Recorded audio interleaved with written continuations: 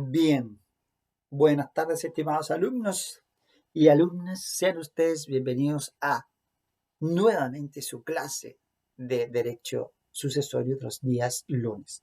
En esta oportunidad, lunes 26 de abril. Se nos va abril y no voy a decir lluvias mil, porque no es un refrán nuestro, es un refrán del hemisferio norte, según he aprendido. Pero igual me hubiese encantado que hubiésemos tenido lluviecitas. Hubo algún atisbo de por allí, así que ojalá que esa agüita le haya servido a alguien, porque el resto de la ciudad no pudo disfrutar de agua, con todo lo que eso significa. Bueno, ya saben que tenemos presente también algunos dramas del orden interno de nuestro país en esta crisis que estamos viviendo de este conflicto de los poderes, que ojalá, por supuesto, se solucione lo más pronto posible, porque eh, en un barco, cualquiera sea el bando que gane, nos vamos a morir todos porque estamos en el mismo barco, ¿no? Así que la idea es que esto no llegue a una situación de mayor conflicto. Tenemos que desprendernos un poquito de las ideologías y pensar un poco más en términos de país, a ver si nos va bien y si eso nos resulta. Bien, bueno, la pandemia, afortunados los que hoy día dijeron que quedan libres, entre los cuales no me cuento, por lo tanto, yo voy a cumplir mi séptima semana de cuarentena, porque yo entré, si mal no recuerdo, el día, no me recuerdo, 14 de marzo por ahí, el fin de semana previo al 15, por ahí sí, creo que fue 14. Y ya estamos casi 26, así que ya no va más, no va más, no va más. ¿Ah? Y el hecho de que empiezan a salir otras comunas da esa sensación de que solamente uno se va quedando encerrado. Entonces, peor aún. Pero bueno, espero resistir, ser respetuoso. Yo no he salido, he cumplido. Bueno, que tenga un premio al cumplimiento. ¿Mm? Eso. Eso en relación con las cuarentenas. En relación con el agente topo, lamentablemente no nos dieron el Oscar, pero por una cuestión tremendamente, a lo mejor, advertida. Después de que mostraron cuáles eran los documentales que estaban allí eh, en competencia y mostraron el del pulpo, yo dije, ya, aquí está la cosa. Por ese afán exacerbado que existe en alguna persona, que no, todo tiene que ser animalista. No, es que los animalitos hay que protegerlos. Que está bien, si yo no tengo ningún problema en que se protejan. Pero demuestra lo mismo que estamos haciendo dentro de la sociedad. Hoy día hay avisos por los cuales se pagan millones para ponerlos en televisión, para comida para perros, para peluquerías caninas, y hay abuelitos que viven en esas condiciones. Porque para algunas personas, lamentablemente, pues yo digo, ahí sí que soy directo, lamentablemente, son más importantes los animales que las personas. Yo eso, en ese sentido, permítame disentir, para mí la dignidad humana sigue estando por sobre el animal. Yo sé que hay un contexto, con todo el respeto, de aquellos que entienden que tiene que haber una protección a los animales, que me parece correcto, me parece ajustado, me parece que es correcto con la protección del medio ambiente, pero cuando ponen en la misma tabla a un ser humano y a un animal, yo no estoy de acuerdo en que se estime que son cosas iguales, porque no lo son, no lo son. No hay ninguna doctrina científica, si quieren irse a ese plano, ¿ah? No hay ninguna doctrina científica que haya dicho que efectivamente cualquier animal se encuentra en un plano superior al ser humano. Entonces, es como decir, es como guardar la proporción, ¿no? Pero bueno, eso en el plano general. En el plano de los cortometrajes o del documental, bueno, me dio pena, porque yo quería que ganara Chile de partida, quería que ganara el documental, y podría haber preferido alguno de los otros que mostraron, pero no el del pulpo. Sinceramente, no estoy de acuerdo para nada en que haya ganado el del pulpo. Pero bueno, es como nosotros, ¿cierto? Nosotros preparamos nuestra mejor demanda con toda su prueba bien rendida, todos sus incidentes bien formulados y el juez falla en contra. Como dice Couture en su decálogo el abogado, concluido el debate, olvida pronto tus éxitos como tus fracasos, porque si no se vuelven una pesada carga, ¿cierto? Ay, es que yo debí ganar, o es que no, es que me acuerdo que yo siempre ganaba. No, para que no se vuelvan esa cotidiana conducta mental, entonces, bueno, ha concluido el debate, en este caso ha concluido la competencia, a trabajar para el próximo año. ¿Mm? Muy bien por el protagonista, que en todo caso él, de todas maneras, que merece una muy buena recompensa por todo lo que hizo. Muy bueno. Bien, pues, cosas cotidianas de las que el derecho también tiene que alimentarse. Hay vida más allá del derecho. ¿Se acuerdan que siempre digo eso? Hay vida más allá del derecho. Pero ahora volvamos a la vida que está más acá, precisamente que es la vida del derecho, y recordar un poquitito las cosas que estábamos viendo la semana pasada, que en la parte sincrónica alcanzamos a analizar ya toda la parte testamentaria con todos los significados y su impacto práctico. El otro día calculaba el porcentaje real solo en población mayor de 18 años y me daba 0,046, algo así, de personas que testan al año 2017, que fue cuando más, o 2016 que se hizo, fue el mayor número de testamentos, 6.000 y algo, según estadísticas del, si mal no recuerdo, del registro civil. O sea, en ese nivel, o sea, que ni siquiera alcanza el 1% de las personas que testan en Chile, demuestra la ineficacia de una institución jurídica que o se reforma o derechamente ya nadie la va a ocupar. Porque inclusive en un país donde va eh, aumentando las personas que no contraen matrimonio y que tienen menos hijos, donde el testamento debiera ir, por supuesto, posicionándose de una mayor aceptación entre los eventuales otorgantes, no pasa eso. ¿Y por qué? Porque la gente sigue llegando donde los profesionales del derecho, que le dicen, no, mejor en ese caso haga esto. No, en ese caso mejor haga esto. A mí me pidieron, por ejemplo, este fin de semana un testamento, en una situación en la que yo dije, mira, en verdad, aquí no hay muchas opciones. El testamento no te serviría de nada. Dos papás y una hija, ¿qué se puede hacer? No mucho. Bueno, tenemos en ese caso los asignatarios forzosos. Y de eso queremos hablar hoy día, porque queremos hablar precisamente de las asignaciones testamentarias y los requisitos. Nosotros hemos dicho que hay requisitos internos del testamento, hay requisitos externos, y por eso analizamos todas las solemnidades que tiene el testamento, pero hay también requisitos de las disposiciones testamentarias. Y dentro de eso, nosotros podemos decir que para poder ser asignatario, ¿ah? Asignatario testamentario, se requiere ser capaz, digno, y aquí viene el nuevo, persona cierta y determinada. Persona cierta y determinada. Aparece como lógico, porque las disposiciones de un testamento claramente están intencionadas. La regla general es que yo otorgo un testamento porque quiero hacer una distribución diferente de lo que me recomienda la ley. Pero en Chile no recomienda, en Chile impone la ley. Pero se supone que el sistema dispone o sugiere un tipo de testamento, que por eso lo hace cuando no hay testamento en la sucesión intestada, pero en el caso chileno, como las asignaciones forzosas se suplen aún con perjuicio de las disposiciones testamentarias expresas, lo lógico es que si voy a hacer un testamento, quede claro a quién le dejo y qué le dejo. Por lo tanto, hay una especie de precisión en el orden subjetivo, es decir, a quién le estoy dejando un bien, y una precisión del orden objetivo, es decir, qué le estoy dejando.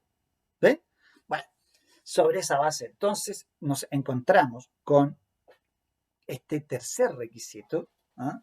No solo el asignatario tiene que ser persona capaz, no solo tiene que ser digno, sino que también tiene que ser una persona cierta y determinada. El legislador no ha dicho con palabras sacramentales cómo debe ser señalado el asignatario.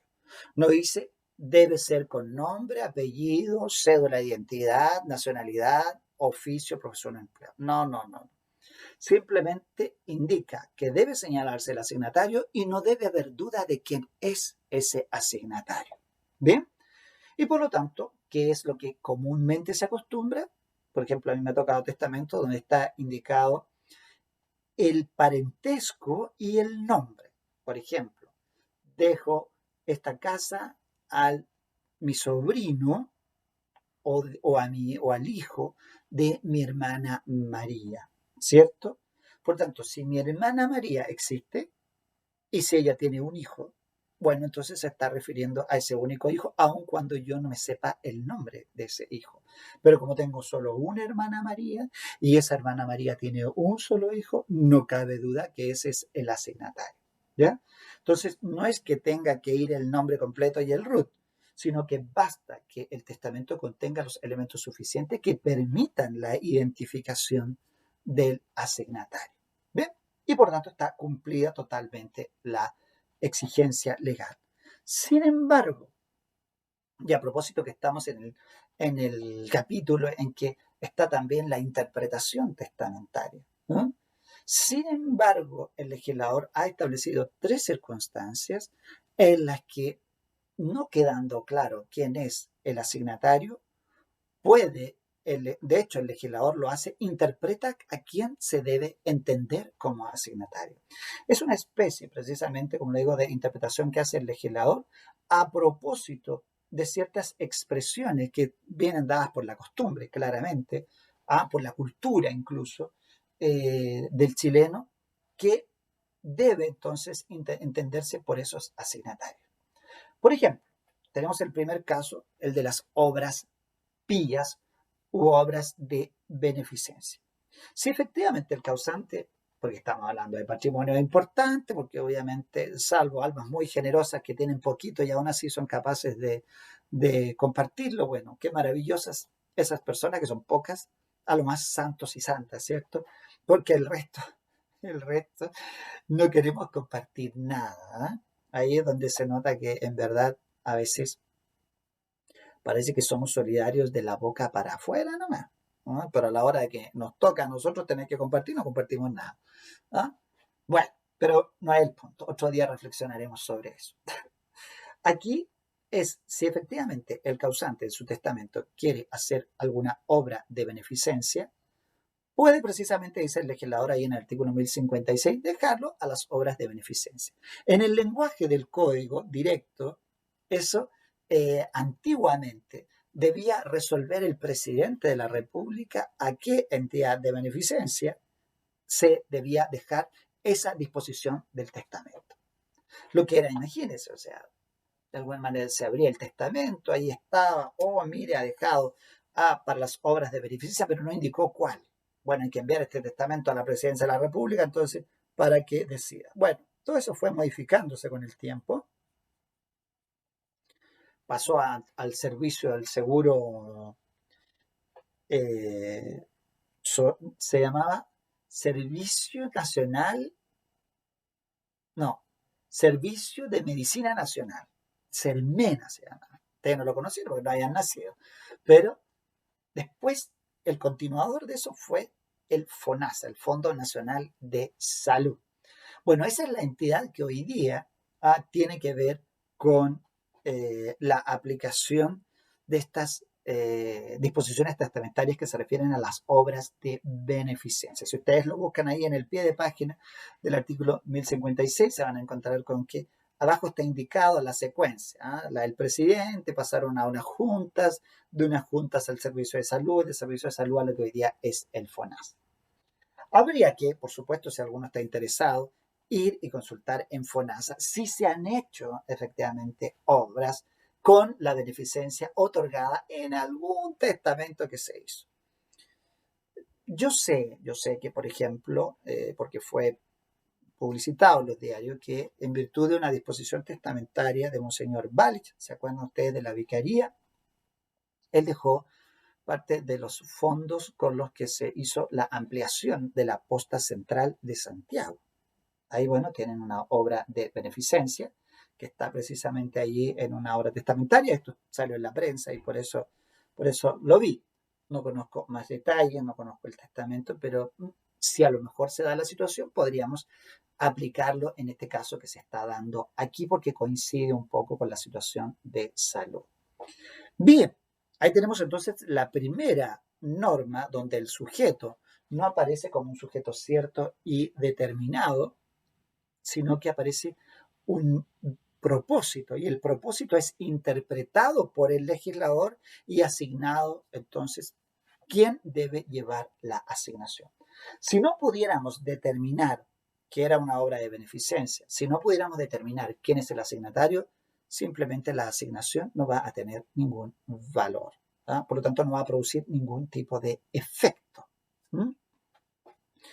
Un segundo caso que menciona la ley se refiere a, este también es interesante, a lo que el testador pudo haber dicho como lo que se deja para el alma del testador. Qué interesante, qué bonito. Para los que creemos que tenemos alma, se entiende perfectamente. Pero pregúntele usted a un racionalista. ¿Ah? ¿Qué es eso del alma? ¿Ah?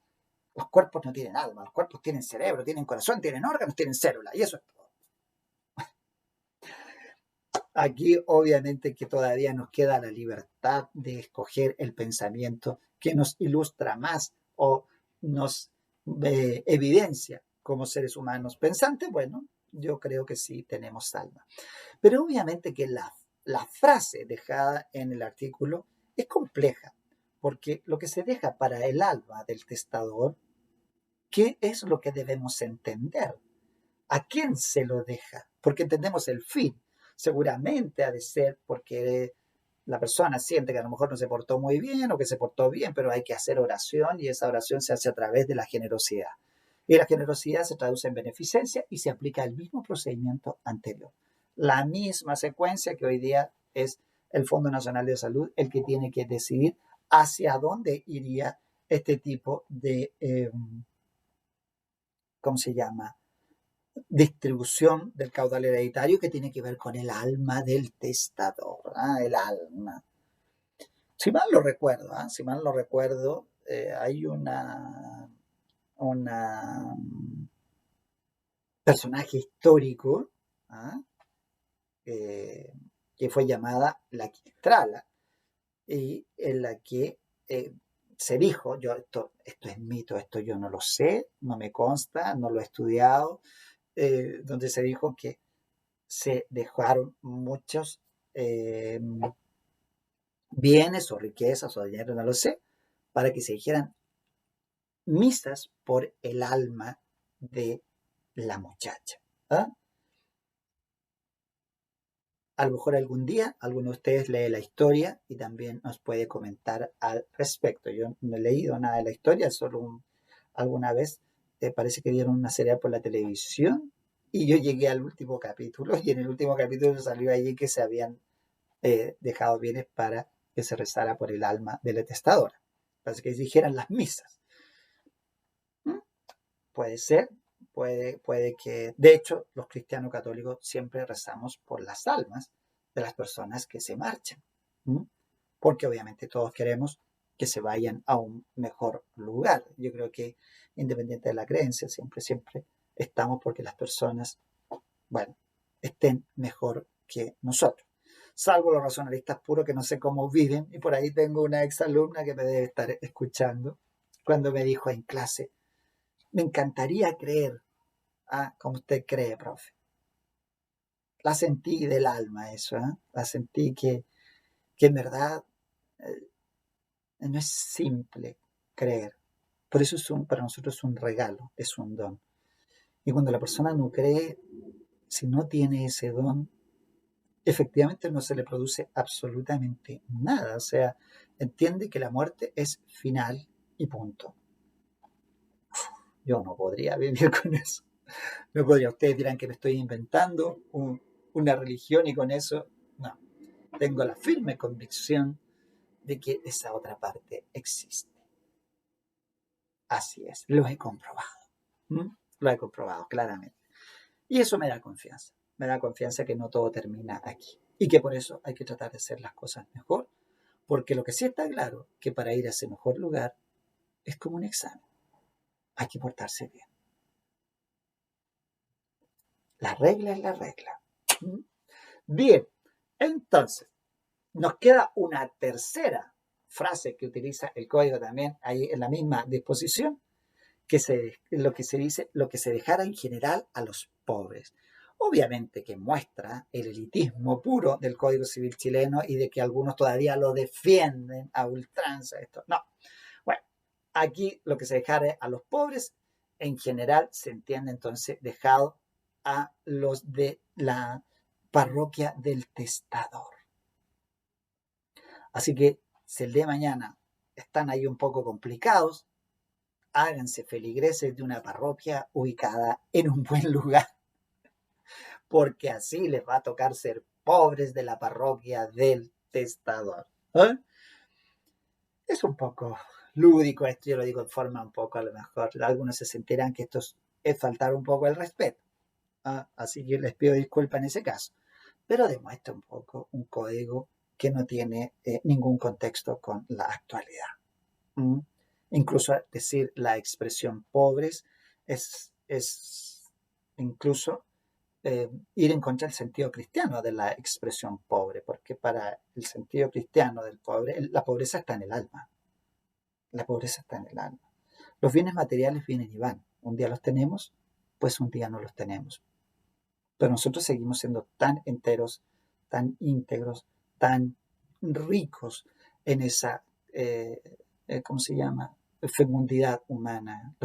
Hay seres humanos preciosos en este sentido, personas que han tenido una vida que uno dijera, qué gran vida ha llevado este ser humano y no tiene ni un peso, y no tiene ni un peso. Así que esa pobreza es casi una expresión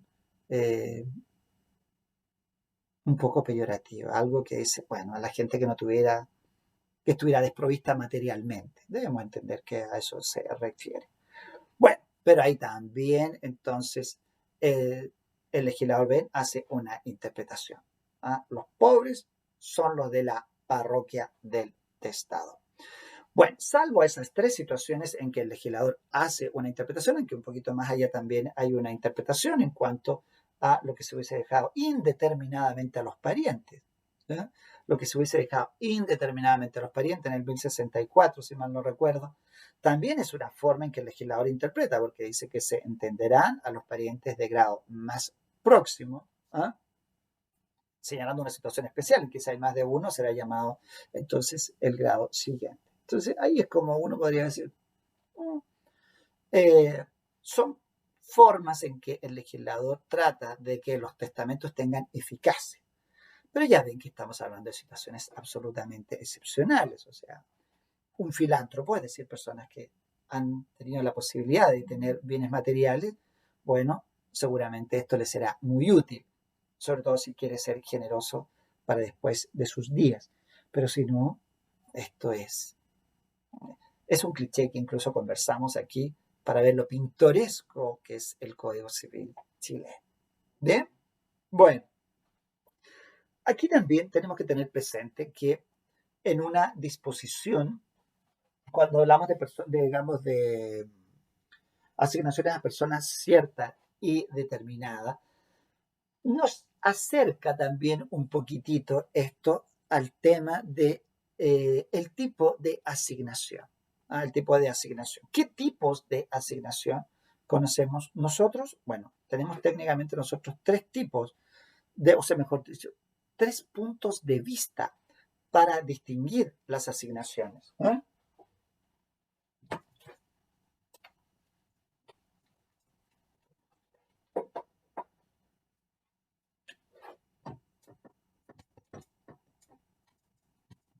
la asignación puede, si efectivamente el asignatario recibe el todo o parte del caudal hereditario, entender que está siendo una asignación a título universal.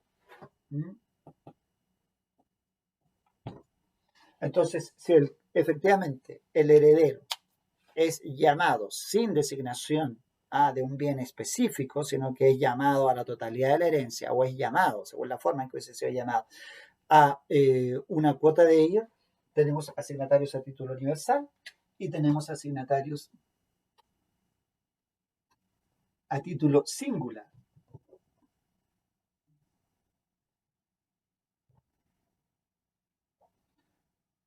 Luego, podría ser que, dependiendo de los efectos de la asignación, a ver, no, la vamos a dejar para el último. No, la vamos a dejar la vamos a ver entonces. Dependiendo de los efectos que vayan a producir esas asignaciones, están las puras y simples, que ustedes ya reconocen el término, ¿cierto? Significa que son asignaciones que producen sus efectos inmediatamente de producida la apertura de la sucesión. ¿Por qué? Porque no han quedado sujetos a ningún tipo de modalidad. Sujetas a modalidad. Aquí yo no me voy a detener mucho tiempo por una razón bastante sencilla, porque cuantitativamente las asignaciones importantes son las asignaciones forzosas, dado que no teníamos una gran libertad para disponer del patrimonio, solo una cuarta parte de la herencia. En las otras dos partes están los asignatarios forzosos, en la mitad legitimaria y en la cuarta de mejora. Entonces, sobre esa base, esas no pueden quedar sujetas a ningún tipo de modalidad. Entonces, uno se pregunta, ¿qué sentido tiene estudiarlas solo para la cuarta de libre mejora? Cuando la cuarta de libre mejora es tremendamente escasa en posibilidad de bienes. Y más encima, si yo tuviera la oportunidad de dejarlo libremente, de dejarlo condicionado, no sé, creo que obviamente aquí se evidencia nuevamente la pérdida de vigencia del Código Civil chileno.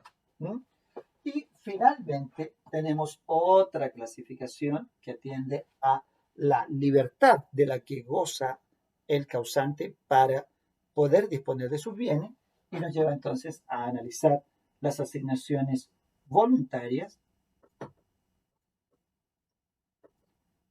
y las asignaciones forzosas, que esas están definidas ahí en el artículo 1167, ¿cierto?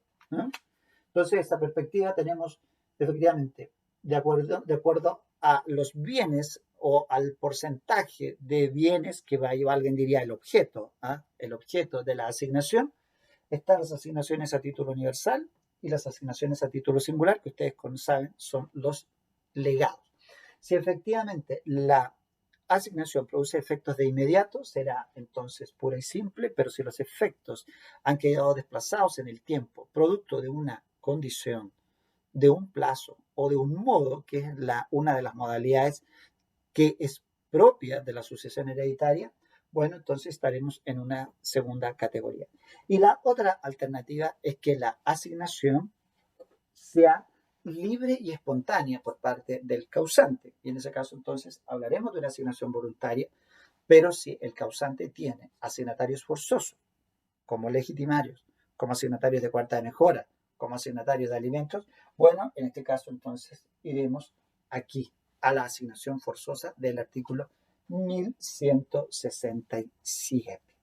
Bien, bueno, entonces ahora nos corresponde entrar a analizar estos tres tipos de asignaciones. Bien, pero esto lo vamos a ver en nuestra próxima hora, que es la hora en la que discutimos sincrónicamente estos términos allí en vivo o en vivo por pantalla, porque ahí estamos comentando.